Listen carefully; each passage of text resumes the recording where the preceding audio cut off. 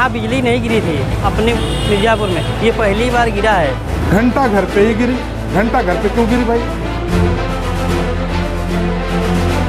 हम इस समय मौजूद हैं घंटा घर में और आप देख रहे होंगे ये घंटा घर का इलाका है और हम आपको दिखलाने की कोशिश करते हैं कि ये जो घंटा घर का ऐतिहासिक बिल्डिंग है, ये आप घंटा घर की घड़ी देख रहे होंगे कि किस कदर से इसी घंटा घर के ऊपर बिजली गिरी। बहरहाल ये बिजली क्यों गिरी, ये लोगों के बीच चर्चा का विषय बना हुआ है कि पिछले सप्ताह भगवान भोलेनाथ का एक्चुअली ये महीना चल रहा है और पिछले सप्ताह में भगवान भोलेनाथ के मंदिर में एक ऐसा कांड हुआ कि जो नगर का पानी है, वो सीवर का पानी है, वो भगवान भोलेनाथ के अर्घा में पहुंच गया, जिससे कि लोग ये मानते हैं नगर पालिका के द्वारा जो सहूलियत देना चाहिए था वो सहूलियत उन्हें नहीं मिला, जिसके कारण लोगों का मानना है कि भगवान भोलेनाथ खफा हुए, जिससे के कारण कि अभी तक के इतिहास में कभी इस पर बिजली नहीं गिरी थी। अंग्रेज़ों के ज़माने का ये घंटा घर आखिर इसी माह में इस पे बिजली क्यों गिरी, ये चर्चा का विषय बना हुआ है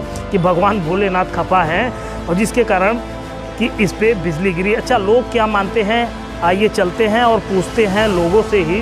भोलेनाथ मंदिर में नाली का पानी चला गया, कभी भविष्य में यहाँ बिजली नहीं गिरी थी अपने मिर्ज़ापुर में, ये पहली बार गिरा है। उसके ये सब सुनने को मिल रहा हुआ कि उसी के कारण यहाँ बिजली गिरी। यहाँ जब बिजली गिरी थी पहले घंटा ऊपर गिरी, फिर उसके बाद इतना तेज ब्लास्टिंग हुआ कि यहाँ सब लोग माहौल ख़राब हो गया। फिर उसके बाद ट्रांसफार्मर बोला है। आप यहीं सामने ही? हाँ, हम लोग सामने से सब यहाँ से पीछे भाग गए।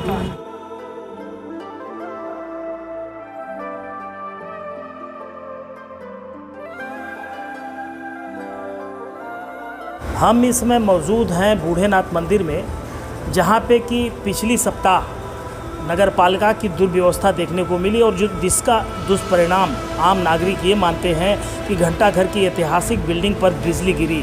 हाँ, और हम आपको दिखलाते हैं कि ये भोलेनाथ का वही स्थान है जहाँ पे कि ये अर्घा आप देख रहे हैं किस प्रकार से भोलेनाथ को सजाया संवारा गया है। बहरहाल कल सोमवार का दिन था, आज मंगलवार है और यहाँ पे एक भक्त भी मौजूद हैं, महेश्वरी जी, राज महेश्वरी जी, और उनसे जानना चाहेंगे कि ये बताइए कि उस दिन क्या हुआ कि ऐसी स्थिति पैदा हुई। ये स्थिति देखिए विगत 5 सालों से ये चल रही थी और इसकी सूचना भी ये बराबर हम लोग जो है नगर पालिका को देते आ रहे थे कि यहाँ देखिए ये पानी भर जाता है। और उस दिन तो ये इतना यहाँ का जो रूप हम लोगों ने देखा कि उस दिन पूरी रात हम लोग सो नहीं पाए, पूरी रात हम लोग रोते रहे, क्योंकि उस समय हम लोग यहीं पे थे। बिजली गिरी का आप बात बोल रहे हो, ये बिजली गिरेगी और आगे क्या होगा अब ये तो बाबा भोलेनाथ ही जाने कि क्या। कोई संदेह नहीं करना चाहिए, ये यथार्थ सत्य है। धर्मशास्त्रों में भी कहा है कि जो अपराध भगत सन करहीं, राम रोष पावक मह जरहीं।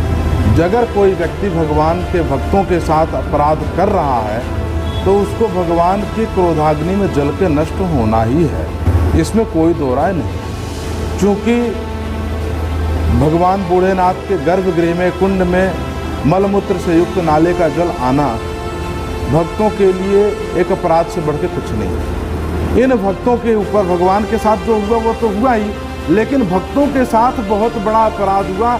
जो अपने आराध्य को नित्य पूजन अर्चन यजन करते हैं उनके साथ अपराध हुआ। जिसको मैं मानता हूँ, जिसकी मैं श्रद्धा से सेवा करता हूँ, जिसकी मैं पूजा पाठ ध्यान करता हूँ, उसके ऊपर इस प्रकार के अगर जो है बर्ताव हो, नाले का पानी आए, मलमूत्र आए, तो फिर हमारे साथ अपराध हुआ। हमारे अनन्य भक्तों के साथ अपराध हुआ।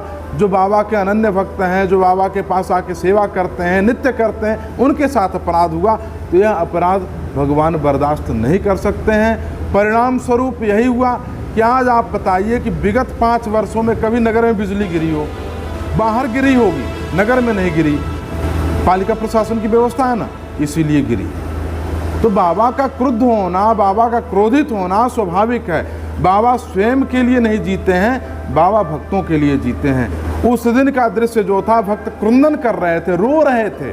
मंदिर में माताएं बहनें थी जो पूजा के लिए आई हुई थी, जब मल तैरने लग गया तो खड़े खड़े रोने लग गए। तो भगवान सब कुछ बर्दाश्त कर सकते हैं, लेकिन भक्तों की पीड़ा कतई नहीं बर्दाश्त कर सकते।